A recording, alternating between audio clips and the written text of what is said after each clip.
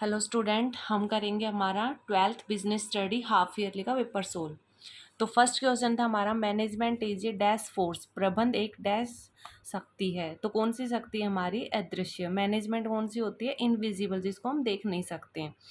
Second हमारा है, to what function of management is coordination associated with, समन्वय का संबंध प्रबंध के किस कार्य के साथ है। ठीक है, कोऑर्डिनेशन मैनेजमेंट के कौन से काम पर, कौन से काम से जुड़ा होता है? तो मैनेजमेंट के हर फंक्शन के साथ है कोऑर्डिनेशन जुड़ा होता है। तो इसमें ऑल ऑफ दीज।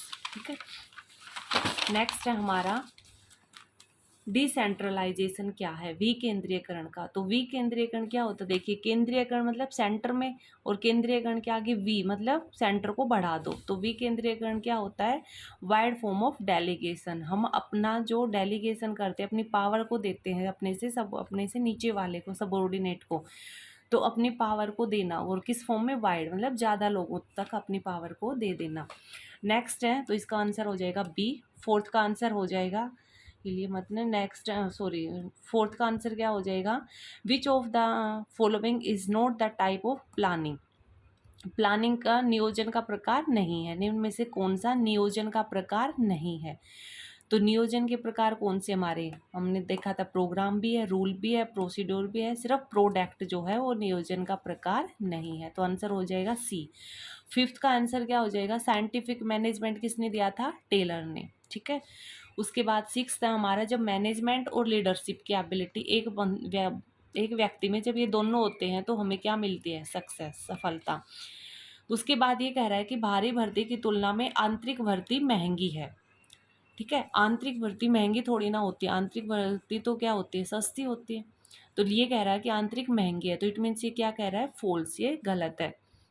नेक्स्ट है, controlling is a pervasive function. ठीक है, नियंत्रण एक सर्वव्यापक कार्य है। तो नियंत्रण एक सर्वव्यापक, हर फील्ड में किया जाता है, हर लेवल पर किया जाता है। तो ये ट्रू। उसके बाद है, क्या प्रबंध के सिद्धांत सार्वभौमिक है? यूनिवर्सल है? बिल्कुल है। प्रबंध के सिद्धांत हर फील्ड में, हर लेवल पर जो है अप्लाई किए जाते हैं। उसके बाद इस क्वेश्चन में इसकी थोड़ी टाइपिंग मिस्टेक है। देखिए, चयन किस प्रकार की प्रक्रिया नकारात्मक है? ये या तो ये पूछना था कि चयन किस प्रकार की प्रक्रिया है। ठीक है, तो आपको लिखना था नकारात्मक, या ये पूछ रहा था चयन किस प्रकार की प्रक्रिया है, और ऑप्शन दे रहा था सकारात्मक और नकारात्मक का। तो आपको टिक लगाना था। तो इसने थोड़ा सा मिसप्रिंट है ये। उसके बाद नेक्स्ट हमारा क्वेश्चन है, मैनेजमेंट इज एन आर्ट, प्रबंध एक कला है। आपको इसके बारे में 3 तर्क देने हैं कि ये कला क्यों है। तो इसमें आप इसको पॉइंट वाइज एक्सप्लेन कर सकते थे कि कला के, प्रबंध भी कला की तरह क्या है? व्यक्तिगत कुशलता। ठीक है, एक प्रबंध, एक व्यक्ति अच्छे से मैनेजमेंट कर सकता है जिसमें मैनेजमेंट की क्या हो? स्किल हो, कुशलता हो। जैसे कला के लिए व्यक्ति में कुशलता का होना जरूरी है। उसके बाद सेकंड पॉइंट के बेस पर आप लिख सकते थे कि प्रैक्टिकल नॉलेज। ठीक है, उसके बाद सार्थक परिणाम प्राप्ति की धारणा, या फिर नेक्स्ट है, अभ्यास के द्वारा हम जितना विकास अभ्यास करेंगे हमारी वो कला निखरती जाती है। तो वैसे ही मैनेजमेंट में होता है, हम जितना काम करते जाते हैं मैनेजमेंट का किसी भी फील्ड में, हम उसमें क्या हो जाते हैं? ठीक है, स्किल्ड हो जाते हैं, हम पूरी तरह से उसमें कुशल हो जाते हैं। उसके बाद क्रिएटिव पावर है, तो इसके बेस पर आपको इसको एक्सप्लेन करना था। नेक्स्ट हमारा 12th, 3 लिमिटेशन बतानी है कंट्रोलिंग की। तो नियंत्रण से क्या होता है? नियंत्रण, हम देखिए क्वालिटेटिव चीज़ों का तो, सॉरी, क्वांटिटेटिव चीज़ों का तो कंट्रोलिंग कर सकते हैं, लेकिन जहाँ क्वालिटेटिव चीज़ें आ जाती है, गुणात्मक, वहाँ पर कंट्रोलिंग मुश्किल हो जाता है। तो फर्स्ट लिमिटेशन इसकी यही थी। सेकंड हमारी होती है कि जो कंट्रोलिंग है वो जो हमारे एक्सटर्नल फैक्टर है, एक हमारे आंतरिक होते, एक बाहरी, उनके ऊपर हम इसको अप्लाई नहीं कर सकते कंट्रोलिंग को। उसके बाद है, कंट्रोलिंग का हमेशा क्या होएगा? एम्प्लॉय के द्वारा विरोध किया जाता है, क्योंकि वो नहीं चाहता कि उसके ऊपर लगातार एक कंट्रोलिंग की प्रोसेस लागू रहे। उसके बाद ये थोड़ी कॉस्टली होती है। नेक्स्ट हमारा, प्रबंध के किन्हीं 4 कार्यों की व्याख्या करो। प्रबंध के 5 कार्य होते हैं, planning, organization, staffing, directing and controlling, यानी कि नियोजन, संगठन, नियुक्तिकरण, निर्देशन और नियंत्रण। तो इन 5 में से आपको कोई भी 4 जो है एक्सप्लेन करने हैं। नेक्स्ट है हमारा क्वेश्चन नंबर 14, प्लानिंग की जो प्रोसेस है, प्लानिंग की पूरी प्रोसेस है उसको एक्सप्लेन करना था आपको। तो प्लानिंग की प्रोसेस सबसे पहले कहाँ से स्टार्ट होती है कि हमारा कोई ऑब्जेक्ट होता है जिसको हम पाना चाहते हैं। उस ऑब्जेक्ट के लिए हम क्या करेंगे? डेवलप प्रीमाइसिस, आधार विकसित, बेस तैयार करेंगे। उसके बाद उस ऑब्जेक्ट को पाने के हमारे पास कई जो है क्या होंगे, अल्टरनेट होंगे, कई ऑप्शंस होंगे। उन ऑप्शंस में से हम क्या करेंगे, उन सब ऑप्शंस का हम इवैल्यूएशन करेंगे कि कौन सा अच्छा, कौन सा बुरा है, किस में ज़्यादा कॉस्ट है। उसके बाद एक जो बिल्कुल अच्छा होएगा उस ऑप्शन का हम सिलेक्शन कर लेंगे, और उस जो हमने ऑप्शन सिलेक्ट किया है उसको हम इम्प्लीमेंट कर देंगे, यानी कि लागू कर देंगे। और लागू करने के बाद हम उसकी समीक्षा भी करेंगे टाइम टाइम पर। तो ये पूरी प्रोसेस थी।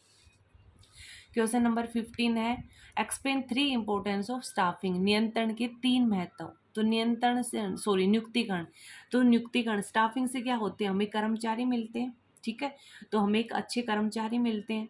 उसके बाद है परफॉर्मेंस, अच्छे कर्मचारी आएंगे स्टाफिकरण के दो की वजह से, हम अच्छी एम्प्लॉय अपनी संस्था में लेकर आएंगे तो हमारी क्या होगी, परफॉर्मेंस हाई होएगी, ठीक है।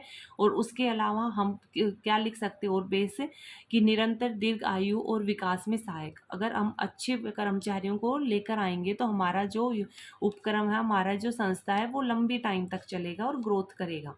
उसके बाद है मानव संसाधन के, ह्यूमन जो रिसोर्स हैं उनका ऑप्टिमम यूटिलाइजेशन होता है।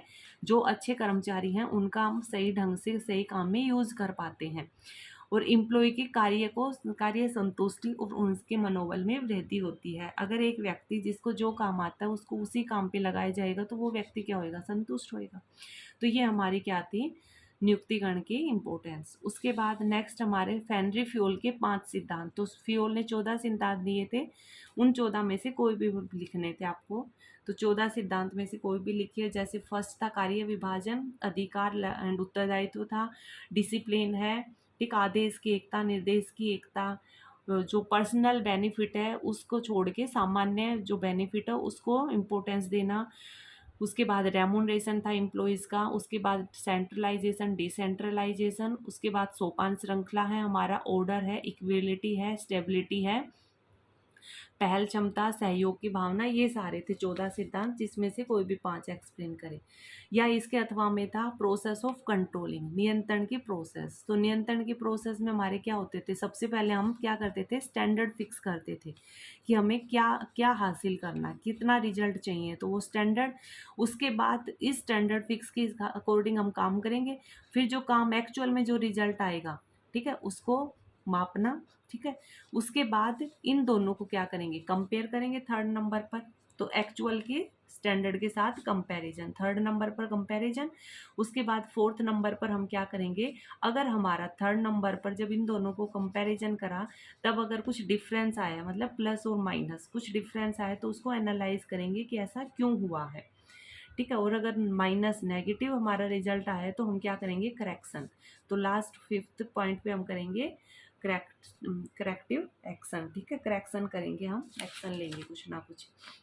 उसके बाद नेक्स्ट हमारा 17 भर्ती का क्या अर्थ है, और भर्ती के जो इंटरनल सोर्सेज हैं उनके बेनिफिट बताने थे। तो भर्ती क्या होती है, लोगों को जो है मोटिवेट करना ज़्यादा से ज़्यादा एप्लीकेशन देने के लिए, जो है आवेदन करने के लिए। उसके बाद उसके 4 बेनिफिट आंतरिक। तो आंतरिक भर्ती के बेनिफिट क्या होते हैं, अपने एम्प्लॉय को लगाना होता है तो कॉस्ट कम पड़ती है, एनवायरनमेंट से वो फ्रेंडली होते हैं वो पर्सन, ठीक है।